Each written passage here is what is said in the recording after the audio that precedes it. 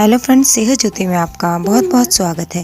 Friend, आज के इस प्रेगनेंसी वीडियो में हम बात करेंगे 26 दिसंबर 2019 को लगने वाला सूर्य ग्रहण के दौरान 8वें और 9वें महीने की गर्भवती महिलाओं को क्या सावधानियां बरतनी चाहिए, क्या काम करने चाहिए और क्या काम नहीं करने चाहिए। तो चलिए वीडियो में आगे बढ़ते हुए, अगर आपने अब तक इस चैनल सेहत ज्योति को सब्सक्राइब न किया हो तो इसे सब्सक्राइब कर लें, बेल आइकन दबा लें, जिससे इस चैनल पर आगे आने वाली हर प्रेगनेंसी वीडियो आप देख सकें।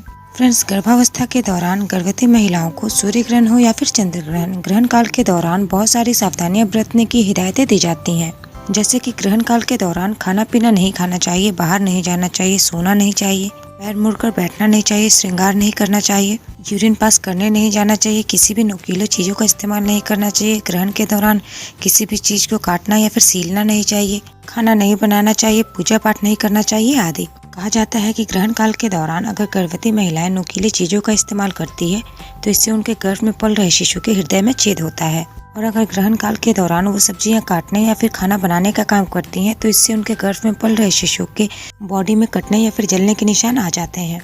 और अगर ग्रहण काल के दौरान गर्भवती महिलाएं सो जाती हैं या फिर हाथ पैरों को मोड़ कर बैठती हैं तो इससे उनके गर्भ में पल रहे शिशु के हाथ पैर मुड़ सकते हैं या फिर उंगलियां मुड़ सकती हैं। तो फ्रेंड्स, एक बात आप अच्छी तरह से जान लीजिए कि गर्भावस्था के 7वें महीने तक आपके गर्भ में पल रहा बच्चा पूरी तरह से तैयार हो चुका होता है, यानी बच्चे का पूरा अंग 7वें महीने तक अच्छी तरह से बन चुका होता है। और कई बार तो बच्चा 7वें महीने में जन्म भी ले लेता है, लेकिन उसे प्रीमेच्योर डिलीवरी कहते हैं, जिसकी वजह से उसे कुछ ज्यादा देखरेख की आवश्यकता पड़ती है। और बात करें 8वें और 9वें महीने की, तो 8वें और 9वें महीने तक पहुँचते पहुँचते बच्चा और भी तरह परिपक्व हो जाता है, यानी बच्चा शारीरिक और मानसिक रूप से और भी ज्यादा मजबूत हो जाता है। बच्चे के सारे अंग विकसित हो चुके होते हैं। तो ऐसे में अगर आप गर्भावस्था के 8वें और 9वें महीने में पहुंच चुकी हैं और ग्रहण आ जाए तो आप इस बात को लेकर बिल्कुल चिंतित ना हो कि अगर आप ग्रहण के सारे नियमों को नहीं मानेंगी तो इससे आपके गर्भ में पल रहे बच्चे को क्षति पहुंचेगी। इससे आपके गर्भ में पल रहे बच्चे के अंगों में कोई त्रुटियां आएंगी, क्योंकि 8वें महीने में पहुंचने के बाद आपके बच्चे को जिस रूप में आना होगा, जैसा आकार लेकर आना होगा, वो उसी रूप में आएगा।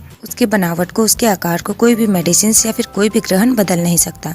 इसलिए 8वें और 9वें महीने की गर्भवती ग्रहण काल के दौरान अपने बच्चे को लेकर ज्यादा चिंतित ना हो। ग्रहण काल के दौरान 8वें और 9वें महीने की गर्भवती खाना पीना बिल्कुल खा सकती हैं, सो सकती हैं, और सबसे मेन काम कि वो ग्रहण काल के दौरान यूरिन पास करने जा सकती हैं। प्रेगनेंसी के 8वें और 9वें महीने में पहुंचने के बाद गर्भवती महिलाओं को हर थोड़े थोड़े देर में यूरिन पास करने जाने की समस्याएं उत्पन्न होने लगती हैं। ऐसे में अगर ग्रहण आ जाए और गर्भवती महिलाएं ग्रहण के नियमों को मानने लग जाए और यूरिन पास करने न जाए तो ये गर्भवती महिला और उनके गर्भ में पल रहे शिशु के लिए बड़ी प्रॉब्लम क्रिएट कर सकती है, क्योंकि ड्यूरिंग प्रेगनेंसी प्रेग्नेंट वुमेन को अपना यूरिन बिल्कुल नहीं रोकना चाहिए। उन्हें जब यूरिन आए तभी यूरिन पास करने जाना चाहिए। यूरिन रोकने से उन्हें यूरिन इन्फेक्शन की प्रॉब्लम हो सकती है, साथ ही साथ उनके गर्भ में पल रहे शिशु पर भी इसका बुरा असर पड़ने लगता है। ग्रहण काल के दौरान 8वें और 9वें महीने की गर्भवती महिलाओं के साथ साथ अन्य गर्भवती महिलाएं भी खाना पानी खा सकती हैं। उन्हें चाहिए कि वो ग्रहण लगने से पहले अपने खाने पीने की वस्तुओं में तुलसी का पत्ता डाल लें। तुलसी के पत्तों से खाना पानी शुद्ध रहेगा और ग्रहण लगने के बाद भी गर्भवती महिलाएं उस खाना पानी को खा सकती हैं। साथ ही इस बात का भी ध्यान रखें कि ग्रहण के दौरान वो खाना जब भी खाएं तो खाने को अच्छी तरह से गर्म करके खाएं,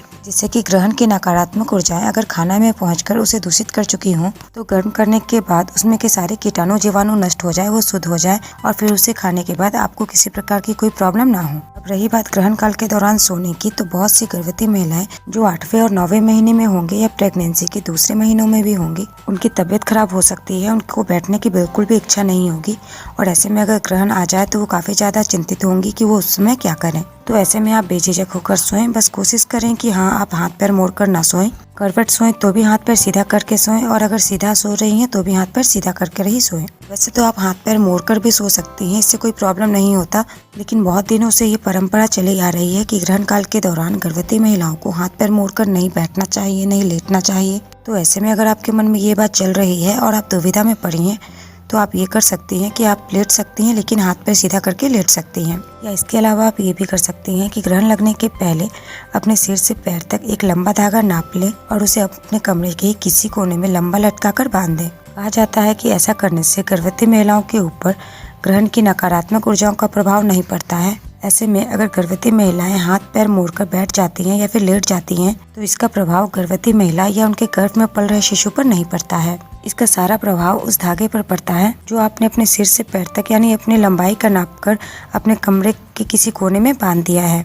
इसलिए ग्रहण की समाप्ति के बाद उस धागे को किसी पानी में विसर्जन कर देना चाहिए या फिर अगर आसपास नदी नाला ना हो तो घर से कहीं दूर रख देना चाहिए। इसके अलावा गर्भवती महिलाएं चाहे वो 8वें महीने में हो, 9वें महीने में हो या फिर प्रेगनेंसी के किसी भी महीने में हो, उन्हें चाहिए कि वो ग्रहण के दोषों से बचने के लिए अपने पास छिलका उतारा हुआ एक कच्चा नारियल रखें।